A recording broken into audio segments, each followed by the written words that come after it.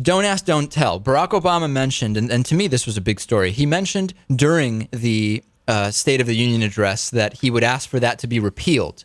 And most everybody clapped. They stood and clapped for this. So you would think it's going to be real easy to get it through. Well, not so fast. Even though Defense Secretary Robert Gates says he agrees with Barack Obama and he'll move forward with repealing Don't Ask, Don't Tell, which was signed into law in 1993 by Bill Clinton, it essentially says you can't be openly gay in the military. We need a task force for 1 year. We need to study this for 1 year before we do anything. 11,000 troops have been discharged for being gay. And who knows how many weren't allowed in or simply never applied because they were gay. Thousands, tens of thousands. How many homophobes would quit if this was repealed? How many would leave the military? Is it more than 11,000?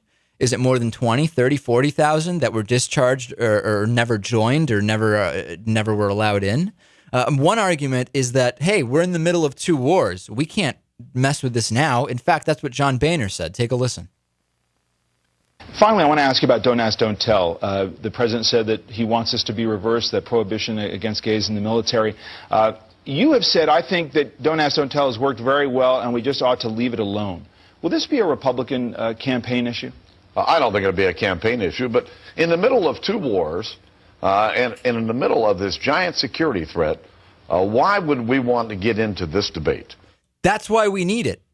We're in 2 wars. We need all the soldiers we can get, right? I mean, we in order to make the military look better and like they're reaching their recruiting goals, the goals themselves were dropped. We need these soldiers.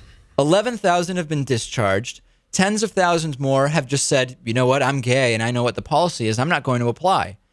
And the reason that we can't deal with this now is because we're in 2 wars. That's why we need to deal with it now. Right. It's not like this would decimate the, the population of our troops.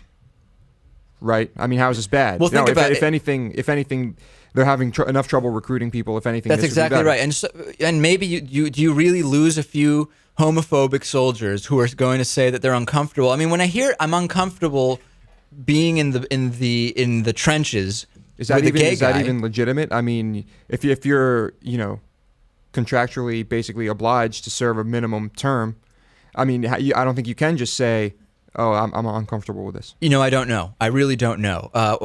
It's incredible. This is people's careers. This is people that are willing to serve in the military. We need these people. One military analyst said the entire system is discriminatory in the sense that people could be ruled out for fitness, medical conditions, criminal background, and hey, homosexuality is on that list. Well, to me, it's no different than being black or being Jewish also being on the list of reasons why you can't join. I don't think it's something that affects your job or how well you do it. That's exactly right. And the argument that some are making is that it is. And it really is incredible. It's incredible. We're going to take a break. When we come back, there's a lot coming up. And one thing we'll be doing is speaking with Viktor Ostrovsky, ex-Mossad agent, about airport security and much more. We'll be back after this. You're listening to Midweek Politics. This is Midweek Politics with Dave Pakman.